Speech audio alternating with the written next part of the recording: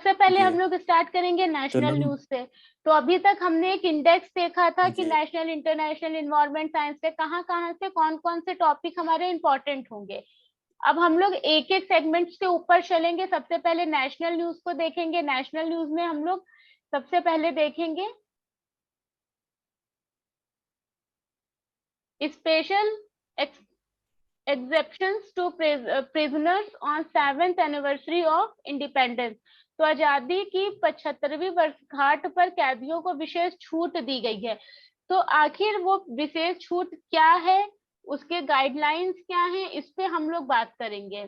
ठीक है, क्योंकि यस मैम। ये क्वेश्चन बन सकता है आपसे। तो आजादी की 75वीं वर्षगांठ पर कैदियों को विशेष छूट। तो केंद्रीय गृह मंत्रालय ने कहा है, तो सबसे पहले ये होम मिनिस्ट्री के अंदर है और 75वीं वर्षगांठ के उपलक्ष्य में कैदियों को विशेष छूट दी गई है। ठीक है, और ये कौन दे रहा है? राज्यों एवं केंद्र शासित प्रदेशों को इसके लिए दिशा निर्देश भी जारी किए गए हैं। तो वो दिशा निर्देश क्या होंगे, ये हमारे लिए इम्पोर्टेंट होगा। पीडीएफ ये आपको मिल जाएगा, हिंदी इंग्लिश दोनों यस में मैम। लिखा हुआ है ये। तो केंद्रीय गृह मंत्रालय ने यस। स्वतंत्रता के 75वें वर्ष के उपलक्ष्य में कैदियों को विशेष छूट देने के संबंध में राज्यों एवं केंद्र शासित प्रदेशों को दिशा निर्देश जारी किए। तो इसमें आपके सारे राज्य होंगे और सारे केंद्र शासित राज्य भी शामिल होंगे। ठीक है, तो इस पहल के तहत कैदियों यस को मैम। 3 निश्चित श्रेणियों को विशेष परिहार प्रदान किया जाएगा। मतलब जैसे जैसे हमें इन्हें रिलीज करना है वैसे 3 क्राइटेरिया बताए गए हैं। तो ये भी आपके लिए बहुत इंपॉर्टेंट है। एक ये वाला 15 अगस्त 2022 को छोड़े जाएंगे, 26 जनवरी 2023 को और 15 अगस्त 2023 को। ठीक है, तो ये तीनों डेट आपको बिल्कुल याद होनी चाहिए क्योंकि ये डेट आपसे पूछी जा सकती हैं। यहाँ तक क्लियर है?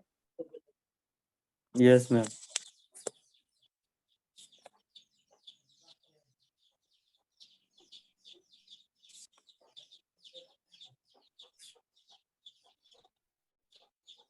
तो विशेष परिहार या छठ के लिए ये जो मतलब है क्या, मतलब प्रोविजन क्या है, ये भी देख लीजिए और ये प्रोविजन पूरे याद रखिएगा अच्छे से। 50 वर्ष की आयु की महिलाओं व ट्रांसजेंडर अपराधी तथा 60 वर्ष और उससे अधिक आयु के पुरुष अपराधी जिन्होंने अपनी कुल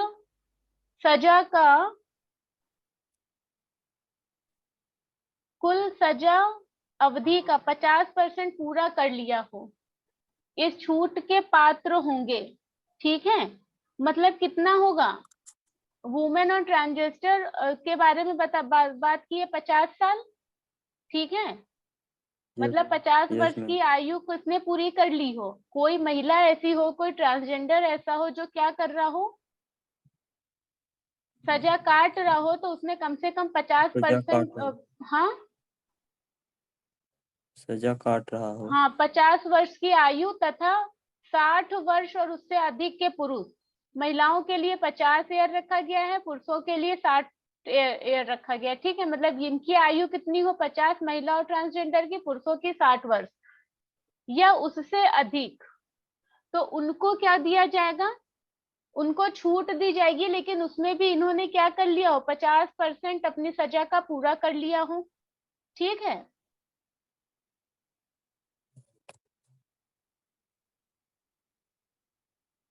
कहाँ गए बताइए, ये चीज क्लियर है?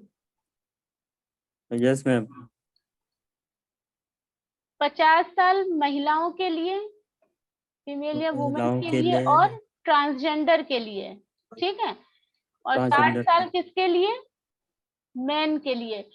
और इन्होंने क्या कर मेन लिया के हो, लिए। इनको जो भी सजा दी गई हो उसका इन्होंने 50% अगर पूरा कर लिया है, तो इनको जो है, हमने कौन कौन सी डेट बताई है, 15 अगस्त 2022, 26 जनवरी 2023, 15 अगस्त 2023। ये 3 क्राइटेरिया ऐसे हैं कि जो मान लो सजा पूरी कर चुके हैं 50% अपनी, उनको 15 अगस्त तक छोड़ दिया जाएगा 2022। जो अपना 50% 2023 में पूरा कर रहे हैं उनको भी फिर 15 अगस्त और 26 जनवरी को छोड़ा जाएगा। ठीक है, जी। फिर 70% या उससे अधिक की विकलांगता, मतलब कोई ऐसा हैंडीकैप पर्सन हो जो मतलब 70% या उससे अधिक की विकलांगता वाले शारीरिक रूप से अक्षम दिव्यांग कैदी जिन्होंने अपनी सजा का कितना पूरा कर लिया हो, 50%, उनको भी छोड़ा जाएगा। 50%। ठीक है। तो Yes. गंभीर रूप से बीमार जो मतलब सजा काट रहा होगा कैदी जिन्होंने अपनी सजा क्या होगा, 2/3 पार्ट पूरा कर लिया हो।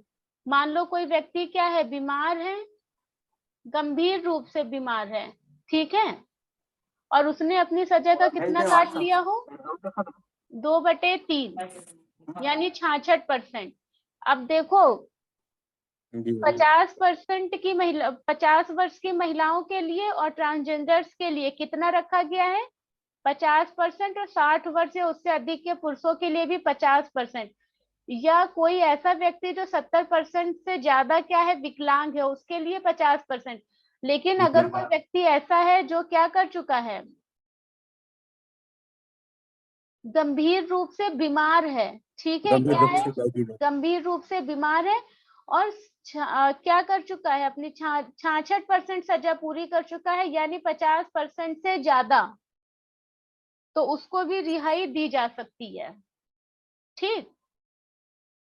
Yes ma'am. गरीब या निर्धन कैदी जिन्होंने अपनी सजा पूरी कर ली है लेकिन उन पर लगाए गए जुर्माने का भुगतान न करने के कारण अभी भी जेल में हैं, ऐसे लोग जो गरीब थे, ठीक है, या निर्धन थे, उनको क्या किया गया था, उनको सजा हो गई थी और उनके ऊपर कुछ जुर्माना लगा दिया गया था, मान लो 10,000 50,000 का, तो उनको मान लो 5 साल की सजा दी गई थी और 50,000 रुपए का जुर्माना लगा दिया गया था। ठीक है। तो उसमें से Yes, इन्होंने ये 5 साल तो ये तो इन्होंने कंप्लीट कर लिए, लेकिन जो अभी पैसा नहीं दे पाए हैं और उसकी वजह से जो अभी जेल में हैं, उनको भी छोड़ दिया जाएगा। ठीक। yes. ये भी बात याद रखिएगा, इंपॉर्टेंट क्वेश्चन निकलेगा। ऐसे व्यक्ति जिन्होंने कम उम्र 18 से 21 वर्ष की आयु में, यानी 18 से वर्ष की आयु में अपराध किया है और जिनके खिलाफ कोई अन्य आपराधिक मामला नहीं है और जिन्होंने अपनी सजा अवधि का 50% पूरा कर लिया है, उनको भी छोड़ दिया जाएगा।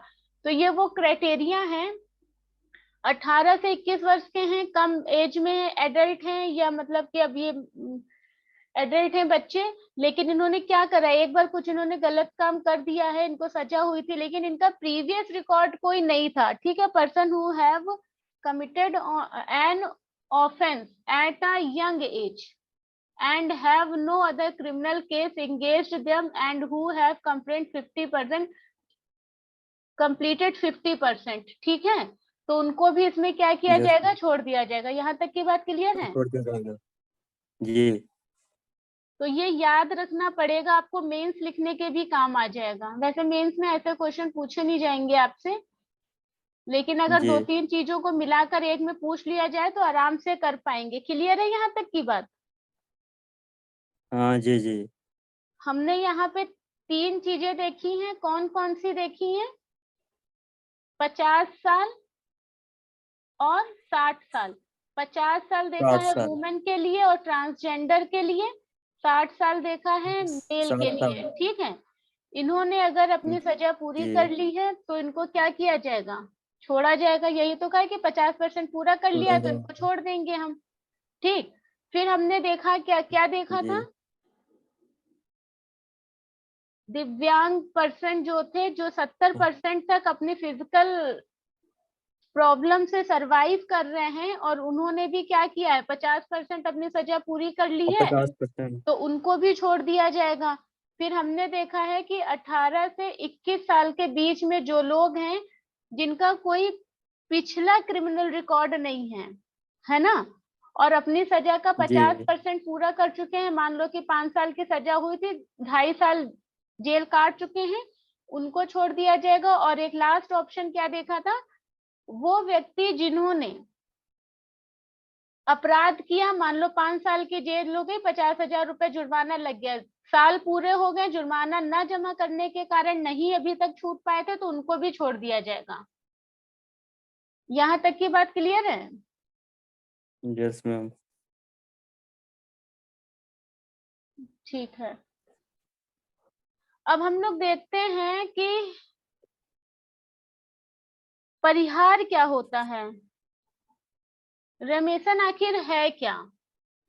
ठीक है, और ये किस किस आर्टिकल में आता है और इसमें क्या प्रावधान करता है और कौन करता है, ये वाली बात अगर कर ले तो ये मोस्ट इम्पोर्टेंट है आपका।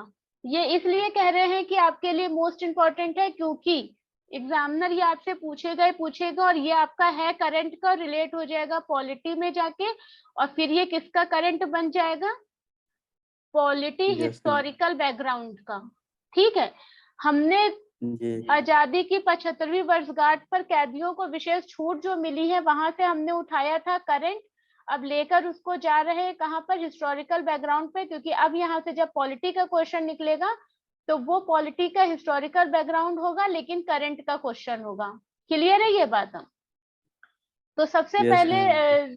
रेमिशंस का अर्थ क्या होता है, अगर हम इसके अर्थ की ही बात कर ले तो इसमें कहा गया है avoidance means reducing the durations of a punishment और punishment without changing its character. परिहार का अर्थ है कि किसी दंड या सजा के चरित्र को बदले बिना उसकी अवधि को कम कर देना। सपोज डेट आपको 5 साल की सजा हुई थी, हमने इसे कम नहीं किया है, ठीक है, हमने इसे कम नहीं किया है लेकिन हमने इसको बदल दिया है। समझ में आया। जी तो यहाँ पे क्या करा है इन्होंने 75वीं वर्षगांठ में, जो मतलब खुशी है कि भारत अपने देश के 75 साल पूरे कर चुका है, उसमें हम क्या कर रहे हैं, अगर इन्होंने अपनी सजा के 50 वर्ष पूरे कर लिए हैं, 50% अगर इन्होंने अपनी सजा का पूरा कर लिया है तो हम इनको क्या कर रहे हैं, छोड़ रहे हैं। ठीक है, छोड़ रहे हैं। Yes, हाँ, ma'am. संविधान की 7वीं अनुसूची के तहत एक राज्य विषय सूची का विषय है, तो सबसे इंपॉर्टेंट बात है कि it is a state subject under the schedule 7 of the constitution. अगर अब ये आपसे पूछ ले कि ये कॉन्करेंट लिस्ट का है, स्टेट लिस्ट का है या सेंट्रल लिस्ट का है, तो डायरेक्ट आपका आंसर किसका होगा, ये स्टेट लिस्ट है। ठीक है, By step हाँ left. स्टेट लिस्ट है।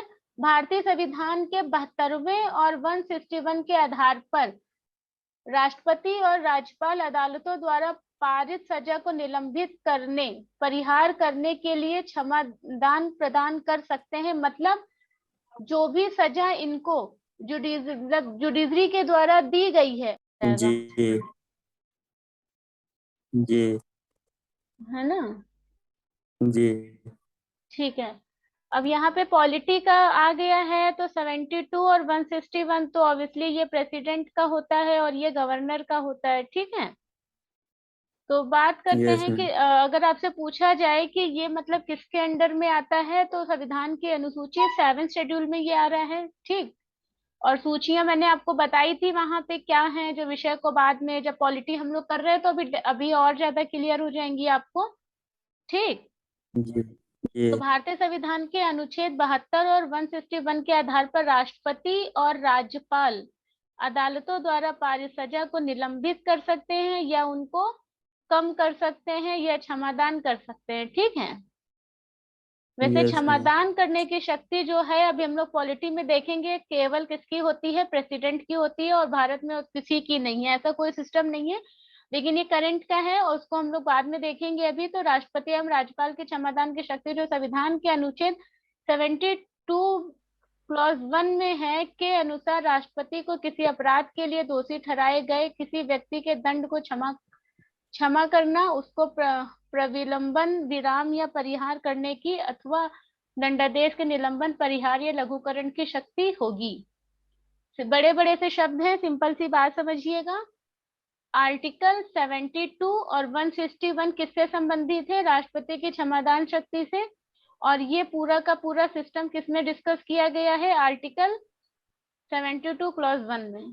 ठीक है, Yes, yes, ma'am.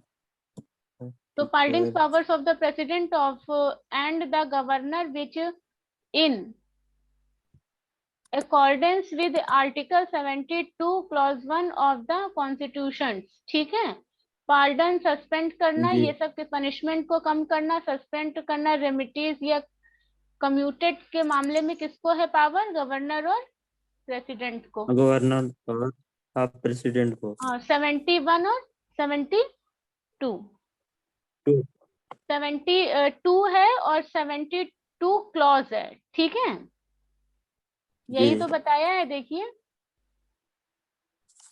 72 president, 161 governor की है और 72 क्लॉज 1। देखो यहाँ पर बिल्कुल क्लियर कर दिया गया है, 72 क्लॉज 1 के अनुसार राष्ट्रपति को किसी राष्ट्र अपराध के लिए दोषी ठहराए गए किसी भी व्यक्ति की दंड को क्षमा करना, प्रलंबन करना, विराम देना या परिहार करने की शक्ति प्राप्त है। क्लियर है ये बात। जी यस। तो राष्ट्रपति और एवं राज्यपाल की क्षमादान की शक्ति की अगर बात करें तो वो मैंने आपको बता दिया है कि आर्टिकल 72 क्लॉज 1, ठीक। जी अच्छा, इसमें कुछ मेंस के पॉइंट से भी है, उसको अगर आप लोग चाहो तो नोट कर लो, वो मैंने इसमें जो है लिखा नहीं था। क्वेश्चन अगर आपसे ये पूछ लिया जाता है कि क्या क्षमादान की शक्ति न्यायिक समीक्षा के अधीन है, क्या क्षमादान की शक्ति न्यायिक समीक्षा के अधीन है, मतलब अदालत ने किसी को 5 साल की सजा दी थी और ये क्षमादान अगर करते हैं, उसकी सजा को कम करते हैं, या कोई मृत्यु दंड की सजा पाया हुआ व्यक्ति है और अगर उसको क्या करते हैं, उसको मृत्युदंड, देखो मृत्युदंड एक ऐसी सजा है जिसको सिर्फ और सिर्फ प्रेसिडेंट ही कम कर सकते हैं या उसको रोक सकते हैं, ठीक है। तो क्या ये यस मैम। न्यायिक पुनर्लोकन में आएगा कि नहीं आएगा, न्यायिक समीक्षा में आएगा कि नहीं आएगा। तो इसमें 4 केस है, उनके बारे में लिख लीजिए आप लोग, यहाँ पे मैंने मेंशन नहीं किया है उसको। मारू राम बनाम भारत जी संघवाद, कौन सा था, मारू राम बनाम मारू राम भारत संघ, फिर से लिख देते हैं, भारत। मारू जी राम बनाम भारत संघ, ठीक है। भारत ये कब का वाद जी है, ये कब के डायलॉग्स हैं, 1980 के हैं। इस मामले में एग्जैक्टली हुआ क्या था अगर बात करें तो इस मामले में सुप्रीम कोर्ट की जो संवैधानिक पीठ है, मतलब जो सुप्रीम कोर्ट की कॉन्स्टिट्यूशनल बेल्ट थी, उसने कहा था कि जो आर्टिकल 72 है ना, अभी हमने देखा है कि आर्टिकल 72 क्या है, ठीक है। तो आर्टिकल 72 के तहत जो शक्तियों का प्रयोग केंद्र सरकार की सलाह पर किया जाना चाहिए, यानी सेंट्रल गवर्नमेंट की एडवाइस पर होना सेंट्रल चाहिए, ना कि राष्ट्रपति द्वारा अपने स्वविवेक के आधार पर। मतलब जो उनका खुद का विल है ना राष्ट्रपति का, राष्ट्रपति कैसे ये काम कर सकते हैं, तो ये किसके आधार पर होना चाहिए, केंद्र सरकार के आधार पर, उसकी सलाह पर होना चाहिए। ये पॉइंट क्लियर हो रहा है कि नहीं हो जी रहा है। इसका मतलब है कि अगर आपने किसी की ठीक। सजा कम की है तो वो न्यायिक पुनर्लोकन में आ गया है, क्योंकि ये मामला किसका है, मारूराम बनाम सेंट्रल भारत संघ का। मारू और राम। इसमें सुप्रीम कोर्ट का जजमेंट आया था कि अगर ऐसा कुछ मामला है तो जो आर्टिकल 72 है उसकी उन शक्तियों का प्रयोग, ये जो आपका है आर्टिकल 72, इसका प्रयोग किसके आधार पर होना चाहिए, सेंट्रल गवर्नमेंट की एडवाइस पर, सेंट्रल ना गवर्नमेंट कि का प्रेसिडेंट एडवाइस की पर। स्वयं की शक्ति के आधार पर, ठीक है। हम लोग जब जी राष्ट्रपति करेंगे तो वहां पर देखेंगे कि राष्ट्रपति की स्वाविवेक शक्तियां होती क्या हैं, वो कैसे किसी डिसीजन को ले सकता है या नहीं। यहाँ पर ये बात क्लियर हुई है कि नहीं, जल्दी से बताइए।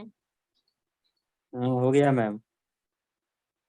हो गया, जी ठीक है। प्रियंका आई है कि वो आए हैं, कपिल जी, कपिल जी क्लियर हुआ, यस मैम। ठीक है।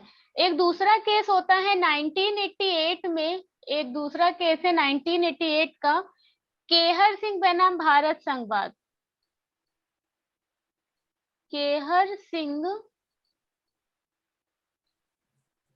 बनाम भारत संघ, ठीक। इस मामले में क्या होता है, सुना है इस केस के बारे में, नहीं सुना। नहीं सुना है मैम। हाँ, ये भी आपका विवाद हुआ था यही क्षमादान को लेकर। तो इसमें भी सर्वोच्च न्यायालय ने कहा था कि राष्ट्रपति द्वारा जो क्षमादान देना है वो अनुग्रह का कार्य है। मतलब अगर एक ये प्रिजनर है तो ये क्या करता है, ये प्रेसिडेंट को क्या करेगा, अपने आप को माफ करने के लिए एक एप्लीकेशन देगा। जिस अभी क्षमादान शक्ति के बारे में हम लोग बात करेंगे तो इसके प्रोसेस के बारे में भी पॉलिटी में बात करेंगे कि कैसे ये होता है, और क्वेश्चन आपसे फिर निकाल के वहीं से पूछा जाता है। इसीलिए मैंने कहा था कि पॉलिटी कंप्लीटली डिपेंड करता है आपके करंट के ऊपर। एक बार बेसिक क्लियर करिए, उसके बाद सिर्फ करंट पे फोकस करिए, ठीक है। तो यहाँ पर यह है कि Yes. जब ये प्रिजनर इनको एप्लीकेशन देगा क्षमादान के लिए तो ये क्या करेंगे, मतलब तो ये क्या है, ये अनुग्रह है, वो इनसे क्या कर रहा है, रिक्वेस्ट कर रहा है, ठीक है। इसीलिए इसे अधिकार नहीं माना जा सकता, ये कोई राइट नहीं है कि हमने ये किया या नहीं किया, हम कैसे करेंगे। ये कहा कि नहीं, ये क्या है, एक रिक्वेस्ट है, और ये जो रिक्वेस्ट है ये राइट नहीं है, ठीक है। तो इसमें सर्वोच्च न्यायालय ने कहा कि राष्ट्रपति द्वारा क्षमादान देना अनुग्रह का कार्य है और इसीलिए इसे अधिकार नहीं माना जा सकता है। ये वाली बात क्लियर हुई। Yes ma'am. यस। फिर आया आपका स्वर्ण सिंह। स्वर्ण सिंह बनाम वाला तो केस फेमस था आपका। ये भी आपका है, ये है उत्तर प्रदेश वाद का, उत्तर प्रदेश जो डायलॉग है ये किसका है, 1998 का है, ठीक है। इसमें क्या हुआ था बताएगा कोई, सुना है इसके बारे में। मैं तो मौलिक कर्तव्य के बारे में सुना है मैम, इन्होंने मौलिक इसकी कमेटी जो मौलिक कर्तव्य जोड़ गया था। देखो इतना इसमें जानते हैं सुप्रीम बस। कोर्ट ने कहा, इसमें सुप्रीम कोर्ट ने कहा कि यह सच है कि शीर्ष न्यायालय को राज्यपाल द्वारा अनुच्छेद 161 के तहत शक्तियों के प्रयोग को बदलने की शक्ति नहीं है। मतलब आप किसी भी शक्ति को बदल नहीं सकते। आर्टिकल 161 हमने यहीं पर देख लिया है, यहाँ पे साफ लिखा है कि आप क्या कर सकते हैं, बदल नहीं सकते, कम करेंगे ना, बिना बदले आपको उसमें चेंजेस करना है। परंतु अगर इस तरह की शक्ति का मनमाने ढंग से दुर्भावना पूर्वक इस्तेमाल किया गया है तो ऐसे आदेश को कानून की मंजूरी नहीं मिल सकती है, ठीक है। समझ में आया ये पॉइंट। दोबारा समझा दीजिए। देखो स्वर्ण सिंह बनाम जो उत्तर प्रदेश का वाद हुआ था तो इसमें ये कहा गया था, हमने पहले यहाँ पे पढ़ा है कि सजा के चरित्र को बदले बिना उसकी अवधि को कम करना है, ठीक है। तो हमें यहाँ पर ऐसा बदलाव करना है जो बदलाव ना करे, जो किया जा चुका है उसमें बदलाव ना करे, बस उसमें कमी कर दे। किसी को 5 साल की सजा थी तो हमने कहा कि ठीक है, इसने अपनी सजा का 50% पूरा कर लिया है, उम्र भी इसकी 50 हो गई है, पुरुष है तो 60 हो गई है, कोई दिव्यांग है तो 70 हो गई है, कोई एडल्ट ने किया है 18 से 21 तो ये कम एज का है।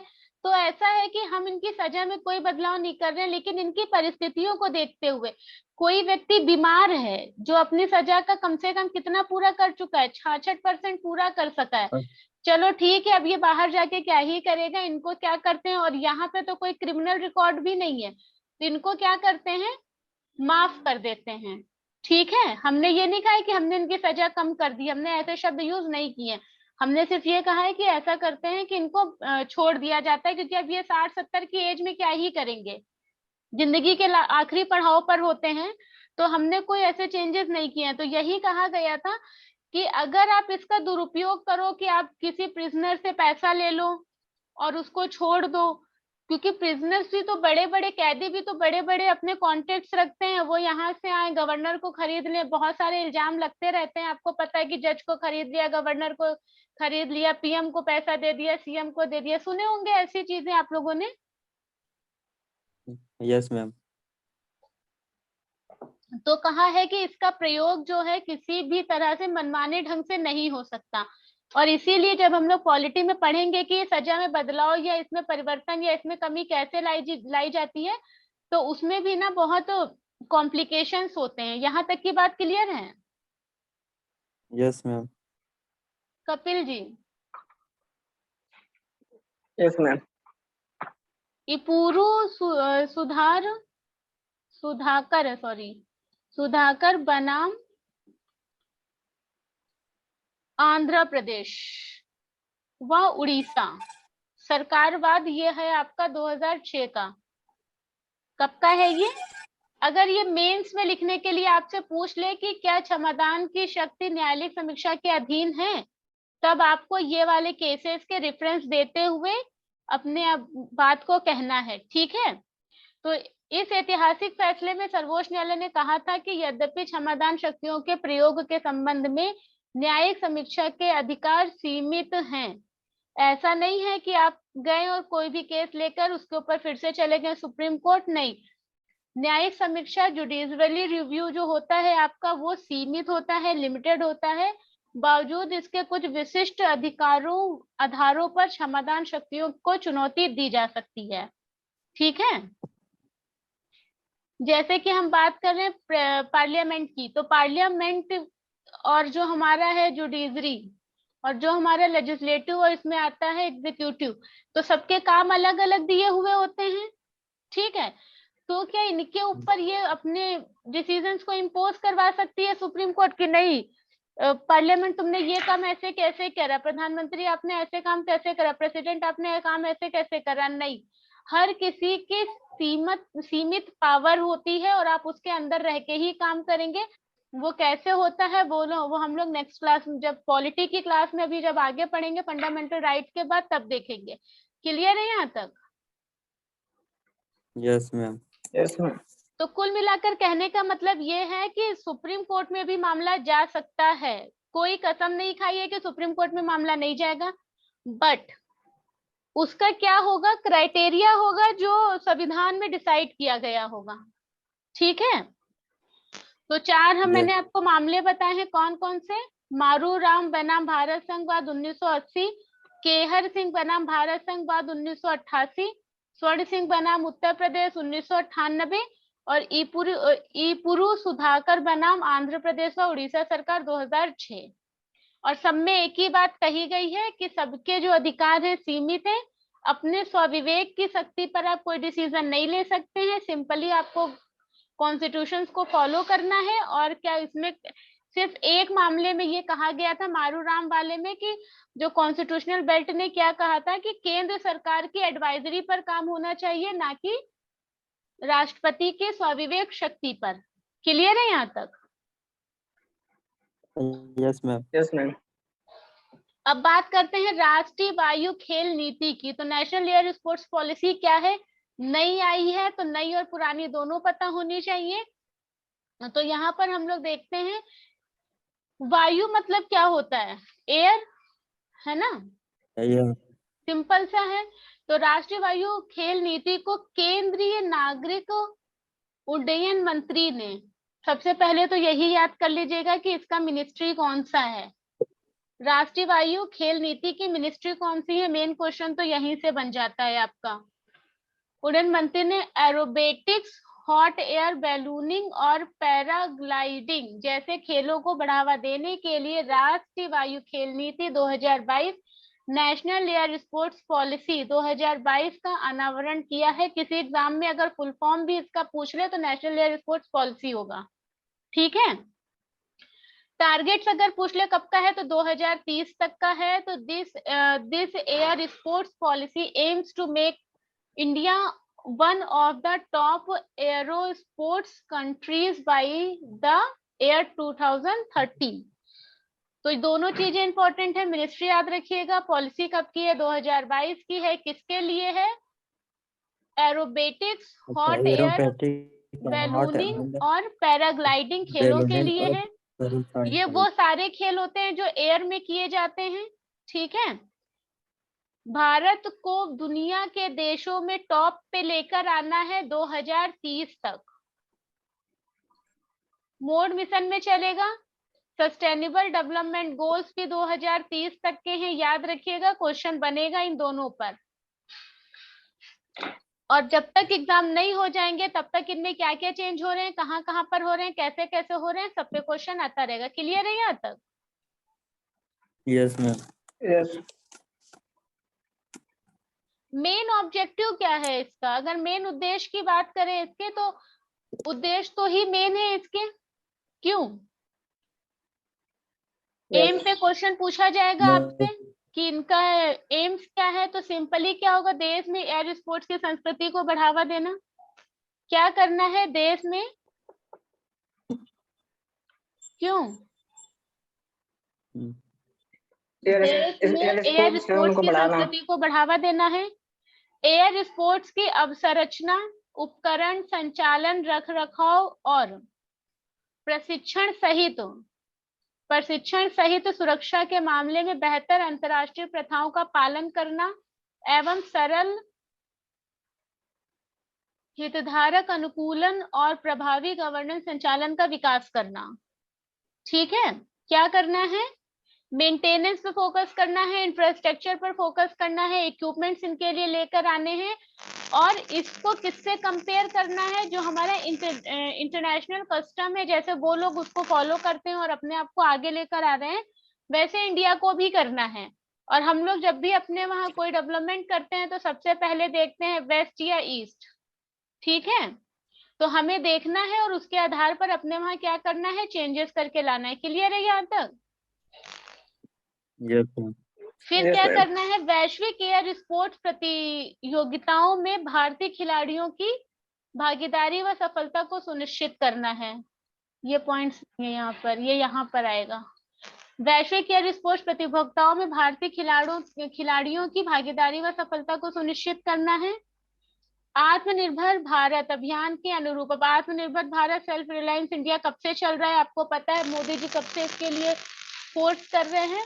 अनुरूप भारत में एयर स्पोर्ट उपकरणों के डिजाइन, विकास और विनिर्माण को बढ़ावा देना है। तो अभिनव भारत में क्या करना है, आत्मनिर्भर भारत में जो भी हमें डिजाइन करना है, जो भी हमें इक्विपमेंट्स बनाने हैं, मेंटेनेंस का काम है, वो जो इनके टूल्स वगैरह बनेंगे, वो सब हमें कहाँ बनाना है, भारत में ही बनाना है। ठीक है, भारत में ही बनाना। जी जी। और हिंदी इंग्लिश दोनों में लिखा है, आप लोग आराम से इसको देख सकते हैं। To promote the design, development and manufacturing of air sports equipments in India in line with the self reliant Indian campaign. ठीक है, what are the aerial sports और एरियल स्पोर्ट्स, मतलब ये क्या होते हैं, हवाई खेल या एरो स्पोर्ट्स क्या होते हैं। तो ये सारे खेलों के नाम नीचे लिखे हुए हैं कि ये कौन कौन से खेल इसमें आते हैं। 11 खेल ऐसे हैं जो इसमें आते हैं, ये आपको रटने नहीं है, बस एक बार देख लेना है कि कहीं मिले तो पहचान लो। एरोबेटिक्स हो गया आपका, एरो मॉडलिंग और मॉडल रॉकेट्स हो गए, शौकिया निर्मित और प्रौद्योगिक विमान एयर बलून हो गए। ठीक है, बलून हो जाएंगे। ड्रोन्स हो जाएगा आपका, ग्लाइडिंग और पाउडर ग्लाइडिंग हो जाएगा, हैंगिंग ग्लाइडिंग और पावर्ड हैंगिंग ग्लाइडिंग हो जाएगा। ठीक है, तो ये वो खेल है सारे आपके। और कौन सा हो जाएगा, पैरासूट, इसमें पैरासूट में जो जो भी खेल आपके शामिल होते हैं, बेस जंपिंग हो गया, विंग सूट हो गया और आपका स्काई डाइविंग हो गया। ये सारे खेल, जो लोग इसमें इंटरेस्ट रखते हैं उनको तो ये सारे खेल के बारे में पता होगा। पैराग्लाइडिंग और पैरा मोटरिंग भी हो गया इसी में। ठीक है, और पाउडर एयरक्राफ्ट, अल्ट्रालाइन, माइक्रोलाइट और लाइट स्पोर्ट्स एयरक्राफ्ट सहित जो भी इसमें हो जाएंगे, रोटर क्राफ्ट या रोटरी विंग एयरक्राफ्ट। ठीक है, बस एक एक बार इसको देख लीजिएगा, रटने की जरूरत नहीं है, लेकिन हाँ ये याद रखिएगा, मेक इन इंडिया के तहत जो हमारा कैंपेन चल रहा है ना, आत्मनिर्भर भारत का, सेल्फ रिलायंस इंडिया का, ये जितने भी इक्विपमेंट्स इसमें यूज होंगे वो सारे स्वदेशी टेक्नोलॉजी पर बनाए जाएंगे। ऐसा मोदी जी का सपना है। ठीक है, यहाँ तक बात Yes, क्लियर ma'am. हुई है कि नहीं? Yes ma'am. Yes. अच्छा, राष्ट्रीय वायु खेल नीति से हम लोग जुड़े हुए नहीं हैं, जो बच्चे इनसे जुड़े हुए हैं उनको इंटरेस्ट आएगा। आप कुछ बच्चों को ये टॉपिक थोड़ा सा टफ लग सकता है, लेकिन 2 से 3 बार रिवीजन करिएगा, फिर ये आपको टफ नहीं लगेगा। Salient features of national air sports policy की बात कर ले तो अगर ये जो पॉलिसी है हमारी, इसके फीचर्स क्या है? तो इसके फीचर्स कौन कौन से होंगे? 4 टियर गवर्नेंस स्ट्रक्चर होगा इसका, बात याद रखिएगा। मतलब क्या हुआ इसका? नई पॉलिसी के तहत भारत में एयर स्पोर्ट्स के लिए 4 स्तरीय गवर्नेंस स्ट्रक्चर बनाया जाएगा। ठीक है, डायरेक्ट क्वेश्चन पूछेगा कितने टियर का है, तो ये हो जाएगा आपका 4 टियर का।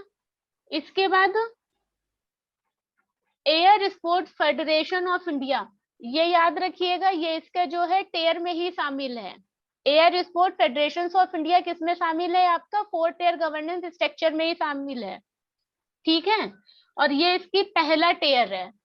पहला टियर इसका कौन सा है? ASFI, air sport federation of India. ये क्या काम करेगा?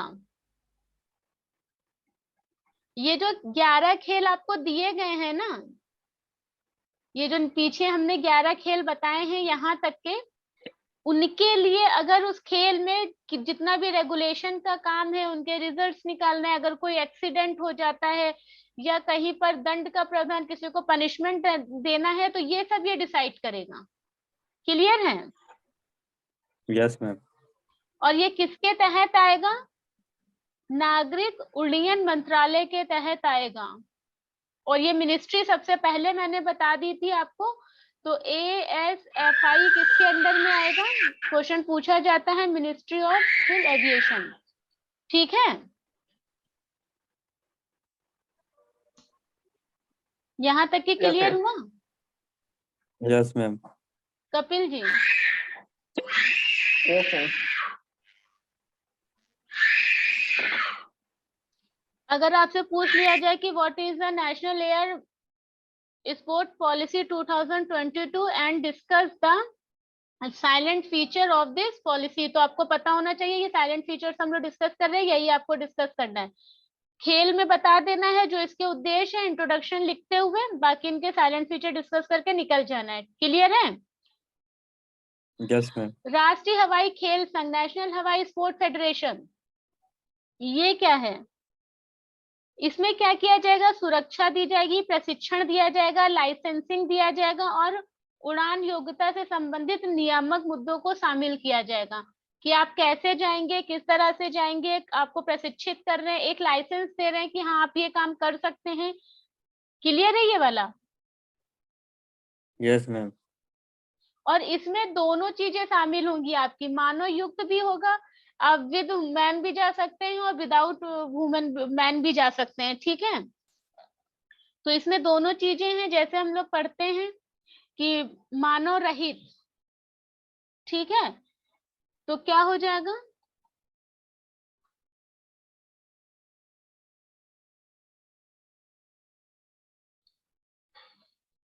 दोनों पॉइंट लिख लीजिएगा, कौन सा हो जाएगा ये? मानव युक्त, मानव भी जा सकता है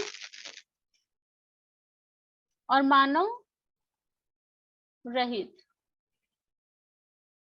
दोनों तरह की उड़ानें हो सकती है, मानव युक्त उड़ान भी हो सकती है और मानव रहित उड़ान भी हो सकती है। क्लियर है? Yes ma'am. जी। और इसके सुरक्षित संचालन के लिए एयर ट्रैफिक कंट्रोल के साथ क्या किया जाएगा? कोऑर्डिनेशन किया जाएगा, ATC, एयर ट्रैफिक कंट्रोल। ये भी याद रखिएगा कि जो लोग जा रहे हैं, चाहे वो जैसे भी जा रहे हो, उनको कंट्रोल किया जाएगा किसके माध्यम से? ATCA, और उनके साथ कोऑर्डिनेशन रखा जाएगा। क्लियर है ये बात?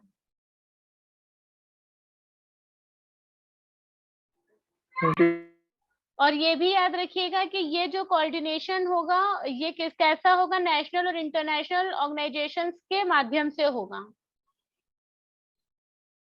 दुर्घटना की सूचना देने के लिए जो 48 घंटे डिसाइड किए गए हैं, दुर्घटना की सूचना देने के लिए 48 घंटे की समय सीमा होगी। कितनी होगी? ऐसा नहीं है कि आप गए हैं, कोई दुर्घटना हो गई है तो अब आप उसको नहीं बता रहे, महीना 2 महीना लगा रहे, नहीं। इंफॉर्मेशन आपको कब, कितने घंटे के अंदर देनी है? 2 दिन के अंदर, यानी 48। बताते चलिए, समझ में आ रहा है? Yes ma'am. क्योंकि देखिए ये जो गेम्स होते हैं ना, ये बहुत ही इंटरेस्टिंग तो होते हैं, लेकिन इनमें आपको पता है कि अगर आप जिप लाइन पर भी जाते हैं तो रिस्क बहुत ज्यादा होता है। राफ्टिंग पर भी जाते हैं तो रिस्क बहुत ज्यादा होता है, लेकिन राफ्टिंग में तो चलिए क्या होता है, आप नदी का रिस्क ले रहे हैं, वहां पर उसका ले रहे हैं, लेकिन यहाँ पे क्या होता है, एयर का होता है कंप्लीटली। तो यहाँ पर आप पैरासूट लेकर अगर उड़ रहे हैं और अगर कोई दुर्घटना हो जाती है, आप अगर कोऑर्डिनेशन में नहीं होते हैं या कुछ बहुत सारे इंसिडेंट्स हो जाते हैं, तो उससे बचने के लिए कोई भी अगर प्रॉब्लम्स आती है तो आपको कितने घंटे के अंदर सूचना देनी है, याद रखिएगा, 48 घंटे के अंदर। इसके बाद है कि नियमों के उल्लंघन के लिए जुर्माना भी तय किया गया है। जुर्माना कौन लगाएगा? आपका ASFI, ठीक है। और जुर्माने की रकम रखी गई है 50,000 रुपए तक। क्लियर हुई बात? Yes ma'am. और एक ये है आपका हवाई खेलों के लिए पंजीकरण, रजिस्ट्रेशन इसका करवाना होगा, तो ऑब्वियसली रजिस्ट्रेशन तो करवाना ही पड़ेगा, नहीं तो इनकी मॉनिटरिंग कैसे होगी और रेगुलेशन कैसे होगा। यहाँ तक की सारी बात क्लियर है? बताइए जल्दी से। Yes ma'am. कपिल जी। जी मैम। टफ लग रहा है क्या करंट? नहीं हाँ? ऐसा कुछ नहीं है, नहीं ऐसा देखिए, कुछ। करंट जो भी पढ़ना है ना, उसको इतना तोड़ के पढ़ना है कि उससे प्री मेंस और किसी भी एग्जाम का कोई क्वेश्चन ना फंसे, ठीक है। इसलिए एक एक आर्टिकल हम लोग थोड़ा डिटेल में कर रहे हैं। अब जैसे अग्निपथ योजना की बात की जाए तो ये किस लिए है, क्यों है, आखिर इसका मतलब क्या है, इसमें क्या क्या बताया गया है, ये सारी चीजें आपको पता होनी चाहिए, ठीक है। तो अग्निपथ योजना जून से ही बहुत ज्यादा किस में रही है, चर्चा में रही है आपकी। तो ये किस मिनिस्ट्री की हो सकती है? Defence ministry. बिल्कुल। तो केंद्रीय मंत्रिमंडल ने क्या करा, अग्निपथ योजना को केंद्रीय मंत्रिमंडल ने सशस्त्र बलों की सेनाओं में सैनिक की भर्ती के लिए अग्निपथ योजना को मंजूरी दी है। तो मतलब इसमें जो सैनिकों की भर्ती होनी है ना, उसके लिए है, लेकिन इसमें बहुत सारी चीजें ऐसी हैं जिसको लेकर विवाद हो रहा है, तो उस पर हम लोग डिस्कस करेंगे। इस योजना के तहत चुने गए युवाओं को अग्निवीर कहा जाएगा। ये भी इंपॉर्टेंट पॉइंट है कि अग्निवीर किनको कहा जाएगा। तो आपको पता होना चाहिए कि अग्निवीर किनको कहा जाएगा। अग्निपथ योजना देश भक्त और प्रेरित युवाओं को 4 वर्ष की अवधि के लिए सशस्त्र बलों में सेवा करने की अनुमति देती है। याद रखिएगा, ये अग्निपथ योजना, ये जो नया वाला विवाद ना, ये 4 साल पर ही हो रहा है। क्लियर है? Agnipath schemes, the union cabinet has approved the Agnipath scheme for the recruitment of soldiers in the service of the armed force. The youth selected under this scheme will be called Agniveer. Agnipath scheme allow patriotic and motivated youth to serve in the armed force for the period 4 years. तो ये योजना है क्या, चलिए इसको देख लेते हैं। अग्निपथ योजना पे विवाद तो सबने सुना होगा ना? इतना, बिल्कुल। हाँ, ये तो इतना तो हम मान के चल रहे हैं कि आप लोग न्यूज़पेपर कवर करते होंगे। अग्निपथ योजना क्या है? तो इस योजना के तहत लगभग 45,000 से 50,000 सैनिकों की सालाना भर्ती की जाएगी तथा अधिकांश सैनिक अपने 4 वर्षीय कार्यकाल के बाद सेना में अपनी सेवाएं जारी नहीं रख पाएंगे। 45 से 50,000 सैनिकों की भर्ती सरकार मान रही है कि अगर वो 4 साल का टाइम ड्यूरेशन रखती है तो वो इतने लोगों को भर्ती कर पाएगी, ठीक है। यद्यपि कुल वार्षिक भर्तियों में से 25% सैनिक अपने कार्यकाल की समाप्ति के बाद स्थायी कमीशन के तहत 15 वर्ष तक सेना में अपनी सेवाएं जारी रख पाएंगे। मतलब ये जो 45 से 50,000 लोग हैं, उनमें से 25% तो क्या कर पाएंगे, वो 15 वर्ष के लिए अपनी सेवाएं जारी रख पाएंगे। और यह कदम देश में 13 लाख से अधिक संख्या वाले सशस्त्र बलों के लिए स्थायी बल के स्तर को कम कर देगा। मतलब ये जो परमानेंट है ना, कि जो हो गए वो काफी टाइम तक रहते हैं। तो एज को लेके तो वैसे भी विवाद चलता रहता है, चाहे आपके IAS अधिकारी हो। अभी एक उसका IAS का कल ही मैंने आपको एक एडिटोरियल दिया था, जिसमें रक्षा पेंशन बिल काफी कम हो जाएगा, जो इस कई वर्ष से सरकारों के लिए एक प्रमुख चिंता का विषय है। तो जो एक बार आएंगे वो काफी टाइम तक रहेंगे वाली पॉलिसीज को सरकारें अब क्या करना चाहती हैं, चेंज करना चाहती हैं। ये वाली बात क्लियर है? Yes ma'am. एलिजिबिलिटी क्राइटेरिया की अगर बात कर लें इन द कंट्री, तो रोजगार नई प्रणाली केवल आधिकारिक रैंक से नीचे के कर्मियों के लिए है। तो ये किसके लिए रखा गया है? जो अधिकारी रेंज के नीचे वाले लोग हैं, यानी ऑफिसर से नीचे रखा गया है। ठीक है, ऑफिसर रैंक से जो नीचे आएंगे।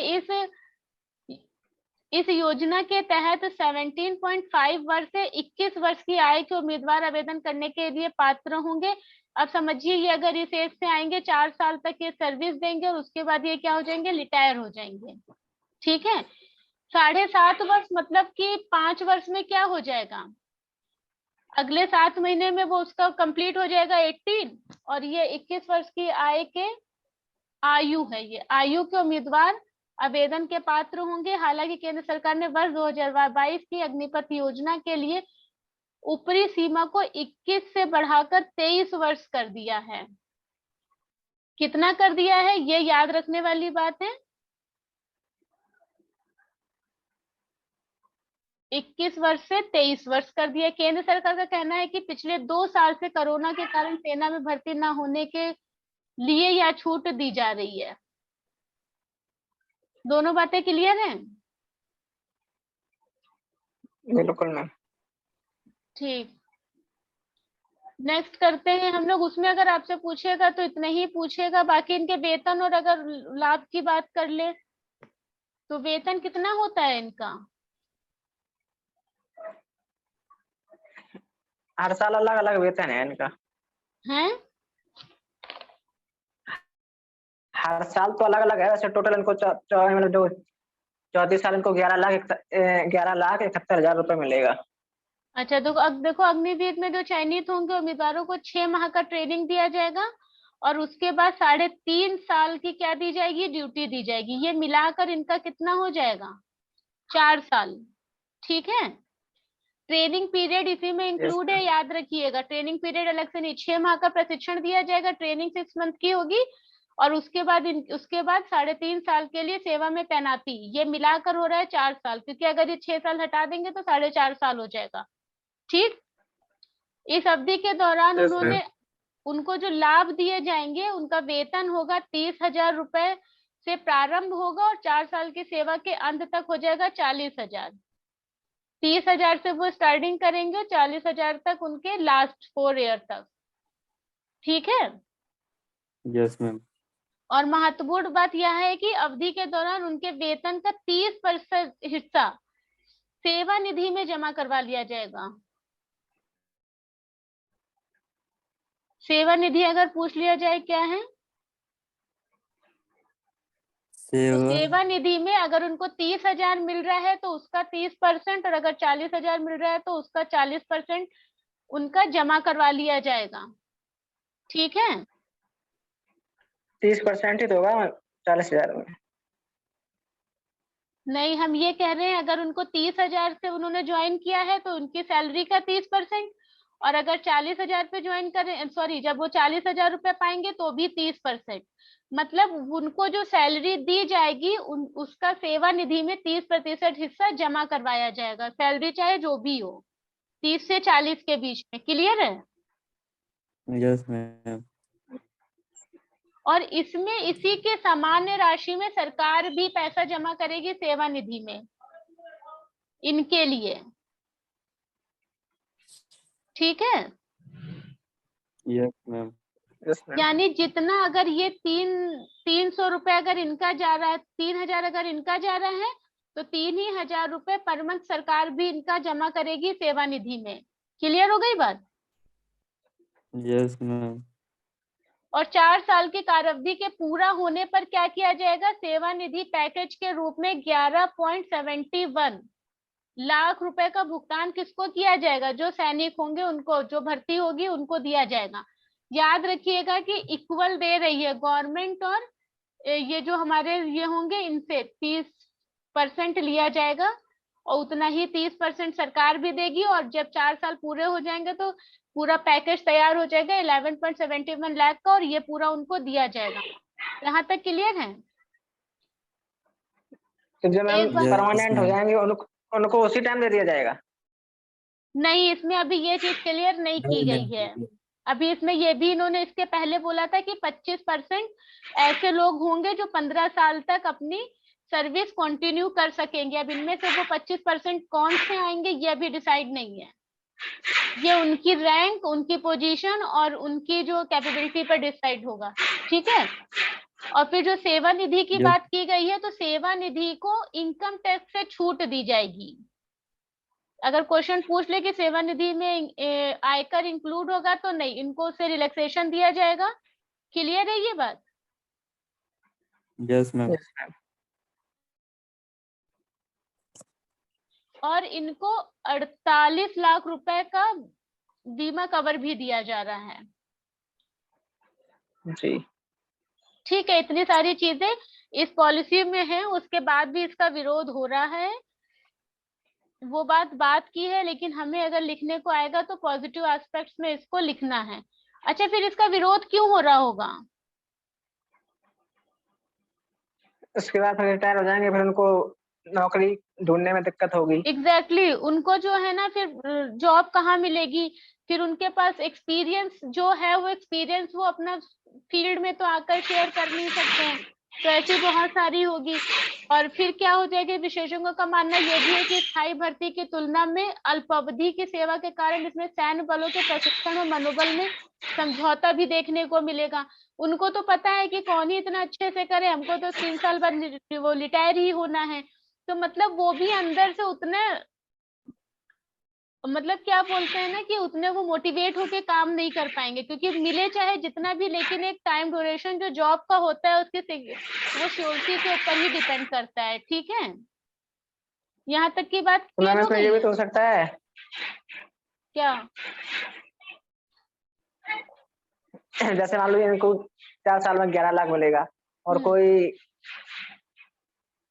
जैसे कोई आतंकी मान लेते हैं, कोई है बाहरी, इनको यदि मान लो करोड़ रुपए दे देता है, तो फिर ये इनका जो ईमान है वो डगमगा सकता है। बिल्कुल। ह्यूमन नेचर एक ऐसा है कि आपकी लाइफ में कब एथिक्स इसीलिए तो रखा गया है आपका कि आप बैलेंस अप्रोच कैसे डेवलप कर सकते हैं ये देखिए, और आप कैसे समझ सकते हैं चीजों को। लेकिन एथिकल बातें करना अलग होता है और एथिकल होना अलग होता है, लेकिन जब सिचुएशन हमारे सामने होती है तो इसके अकॉर्डिंग हमको डिसीजन लेने हैं।